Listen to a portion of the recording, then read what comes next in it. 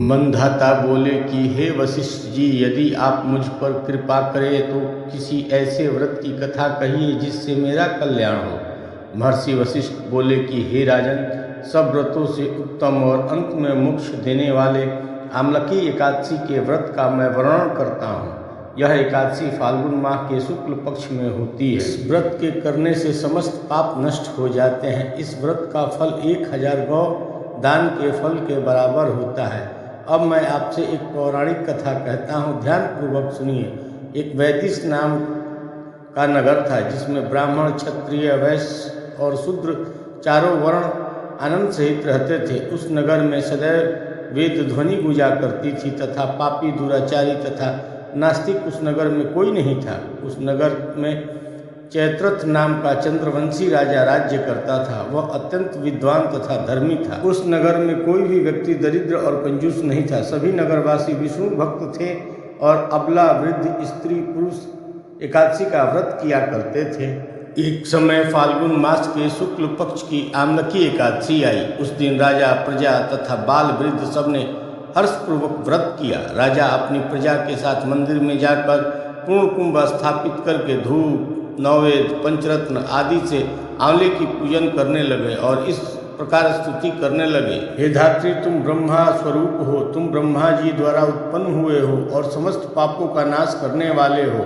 तुमको नमस्कार है। अब तुम मेरा अर्घ्य स्वीकार करो। तुम श्री रामचंद्र जी द्वारा स्थापित हो। मैं आपकी प्रार्थना करता हूँ, अतः आप मेरे समस्त पापों का नाश करो।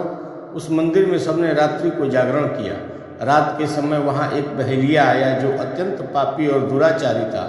वह अपने कुटुंब का पालन जीव हत्या करके किया करता था।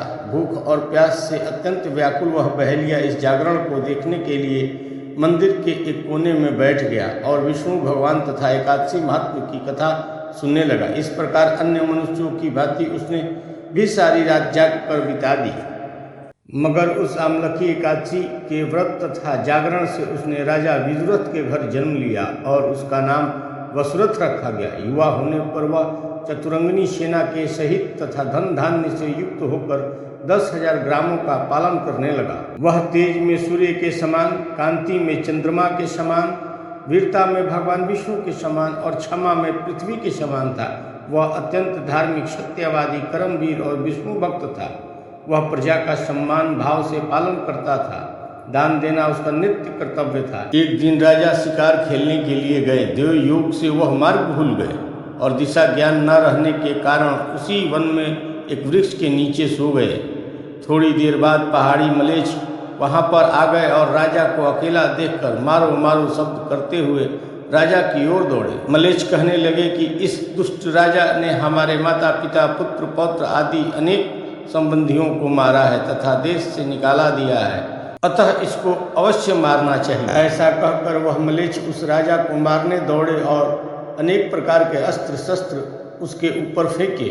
वे सब अस्त्र शस्त्र राजा के शरीर पर गिरते और नष्ट हो जाते और उनका हर बार पुष्प के समान प्रतीत होता। अब उन मलेच्छों के अस्त्र शस्त्र उल्टा उन्हीं पर प्रहार करने लगे, जिससे वे मूर्छित होकर गिरने लगे। उसी समय राजा के शरीर से एक दिव्य स्त्री उत्पन्न हुई। वह स्त्री अत्यंत सुंदर होते हुए भी उसकी भ्रुकुटी टेढ़ी थी। उसकी आंखों में लाल लाल अग्नि निकल रही थी, जिससे वह दूसरे काल के समान प्रतीत होती थी। वह स्त्री मलेच्छों को मारने दौड़ी और थोड़ी ही देर में उसने सब मलेच्छों को काल के गाल में पहुंचा दिया। जब राजा सोकर उठा तो उसने मलेच्छों को मरा हुआ देखकर कहा कि इन शत्रुओं को किसने मारा? इस वन में मेरा कौन ही तैसी रहता है? वह ऐसा विचार कर ही रहा था कि आकाशवाणी हुई, हे राजा, इस संसार में विष्णु भगवान के अतिरिक्त कौन तेरी सहायता कर सकता है? इस आकाशवाणी को सुनकर राजा अपने राज्य में आ गया और सुखपूर्वक राज्य करने लगा।